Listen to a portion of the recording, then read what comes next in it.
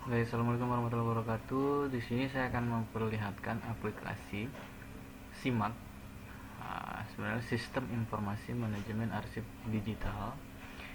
Ini lisensinya milik Tortec Asia Software. Di sini cuman untuk developernya sendiri itu dari Barkun, dan kita mengacu kepada aplikasi yang sudah pernah dibuat sebelumnya yang sama persis untuk persuratan gitu. Baik, nah sekarang saya akan perlihatkan sedikit fitur-fiturnya di halaman admin, terus apa saja yang bisa dilakukan di aplikasi SIMAK ini. Ya, baik, ini penjelasannya sedikit. Pengelolaan surat masuk, surat keluar, disposisi, terus pengarsipan, ya kan,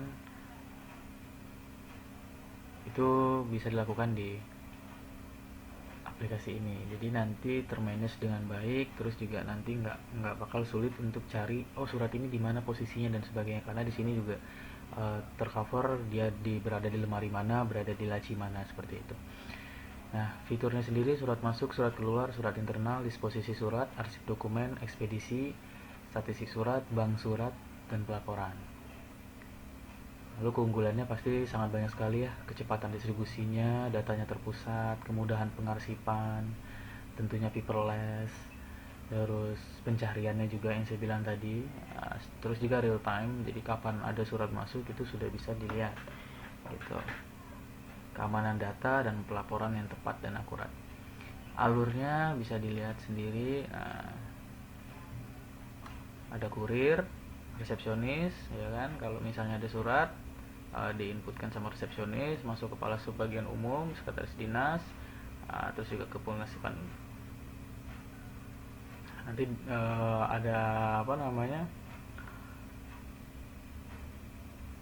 alurnya sendiri di dalam, terus juga ada tutorialnya juga di bagian dalam aplikasi, itu dalam bentuk manual. Nah, di sini pun disediakan untuk tutorialnya sendiri, bagaimana caranya. Seperti ini. Ya, mungkin kita coba login saja.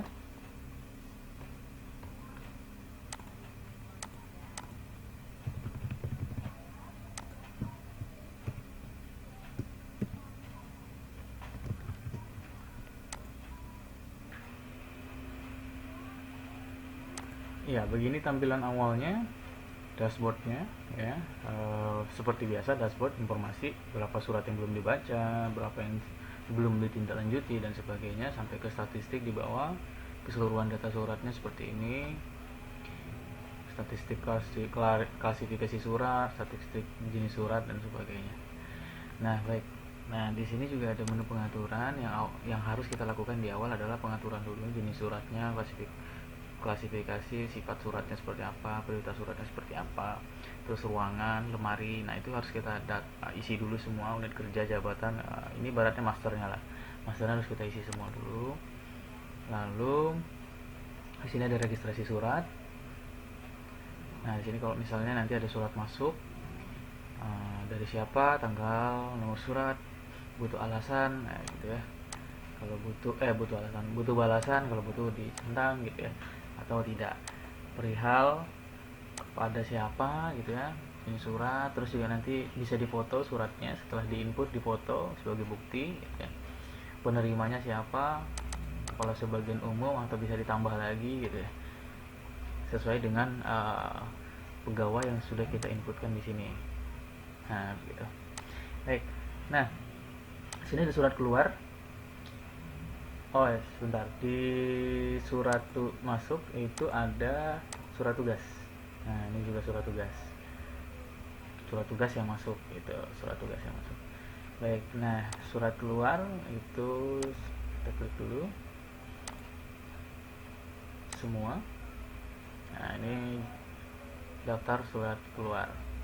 Ini surat keluar biasa, surat tugas, surat telaah staf. Kalau di create, nah dia bakal seperti ini. kepada siapa, perihal tembusannya, kategori suratnya apa, terus jumlah lampirannya berapa, penanda tangan surat siapa, jenis penanda tangan surat apa, penyetujunya siapa. Itu nanti penyetujunya bisa ditambah di sini. Nah, sesuai dengan siapa saja yang menjadi pegawai atau sudah diinputkan sebagai pegawai gitu. Di sisi suratnya bisa langsung diketik di sini, nanti draftnya bisa kelihatan langsung. Setelah itu ada persetujuan, tugas dan persetujuan. Nah, selain itu di bawah ada kop surat. Jadi di sini kop surat 1, contohnya seperti ini, ya kan? Kalau misalnya ada kop surat lain, berarti bisa ditambah kembali kop surat di bagian sini, tambah data, gitu. Kop suratnya menyesuaikan, jadi bersifat dinamis. Terus ada laporan, ya, di sini laporan rekap surat keluar, rekap surat masuk, ya kan, tahunan dan sebagainya. Di sini ada laporan. Ketika diklik, ya masuk dan silakan dicetak. Setelah itu ada panduan sistem di bagian bawah. Panduan sistem di sini semua mulai dari awal agenda surat masuk, lihat, coba. Nah, di sini semua sudah ada petunjuk beserta gambarnya langsung gitu ya. Baik, kita balik. Nah, keunggulannya sendiri dari aplikasi ini, kalau yang saya pelajarin adalah